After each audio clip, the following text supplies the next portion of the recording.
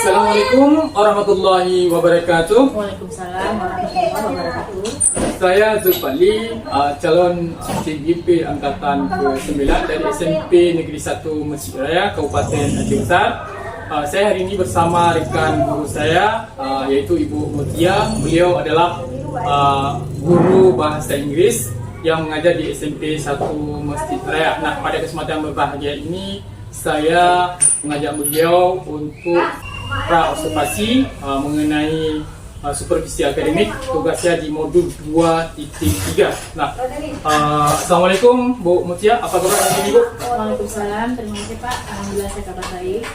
Nah Bu, sebelum nanti saya akan amati jalannya proses pembelajaran yang Ibu lakukan di dalam kelas, atau sebelum saya melakukan proses supervisi kelas, adapun tujuan dilakukan supervisi adalah untuk mengetahui dan juga mengevaluasi jalannya proses pembelajaran yang Ibu lakukan di kelas. Nah, dan kenapa kita hari ini melakukan percakapan observasi sebagai persiapan awal sebelum nanti Ibu melakukan kegiatan pembelajaran di kelas agar lebih siap dan lebih percaya diri sehingga memberikan pembelajaran yang lebih baik untuk murid ya.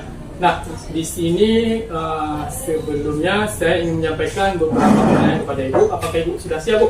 Siap Pak. Nah, yang pertama yang ingin saya tanyakan Bu, berkaitan dengan tujuan. Nah, tujuan, kira-kira apa tujuan pembelajaran yang ingin Ibu capai, Bu?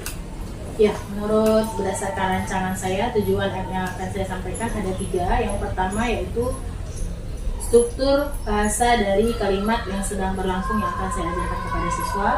Yang kedua yaitu mengenai unsur kebahasaan atau situasi dan kondisi yang digunakan. Kemudian yang ketiga, siswa akan diminta mempraktekkan kalimat yang akan dibuat berdasarkan situasi dan kondisi tertentu. Nah, betul. Nah, bagaimana dengan area pengembangan yang baik? Nah, yang ingin Ibu capai atau Ibu lakukan observasi baik untuk area pengembangannya? Untuk area pengembangan ada 2. Yang pertama pengetahuan, kemudian yang kedua ada keterampilan. Pada bagian pengetahuan, saya akan meminta siswa untuk menguraikan mengenai struktur kalimat yang sedang berlangsung. Kemudian pada area keterampilan, berdasarkan pengetahuan tadi, siswa akan mempraktekkan cara membuat kalimat yang sedang berlangsung tersebut dan dilakukan secara kelompok. Kemudian metodenya saya akan menggunakan problem based learning dan juga metode diskusi kelompok. Ya, bagus Bu. Ya, yang selanjutnya Bu, yang ingin saya tanyakan Bu, yang akan Ibu terapkan di kelas menggunakan strategi pembelajaran berdifferensiasi dan diintegrasi dengan pembelajaran sosial emosional menggunakan metode pembelajaran problem based learning atau PBL, dan juga dengan metode diskusi kelompok, kemudian penugasan dan juga tanya jawab ya Bu. Betul, Pak. Nah, bagaimana dengan media pembelajaran yang akan Ibu pergunakan di dalam kelas Bu? Ya, untuk metode pembelajarannya saya banyak menggunakan metode visualisasi, yaitu siswa akan ditampilkan beberapa gambar. Nanti siswa akan melihat gambar tersebut dan akan menjelaskan berdasarkan gambar tersebut situasi dan kondisi yang sedang berlangsung. Jadi secara tidak langsung siswa akan membuat kalimat yang sedang berlangsung yang akan diajarkan. Ya, mantap Bu. Nah Ibu, untuk kegiatan ini Ibu akan melakukan pembelajaran di hari apa Bu? Dan di kelas berapa dan jam berapa Bu? Kebetulan saya ada jam pada hari Selasa, yaitu jam ke-7 ke-8. Jadi insya Allah nanti mungkin pada hari Selasa Pak akan kita siap Bu. Siap. Berarti insya Allah saya nanti jam ke-7 dan jam 8 akan datang ke kelas Ibu. Saya akan melakukan supervisi kelas Bu.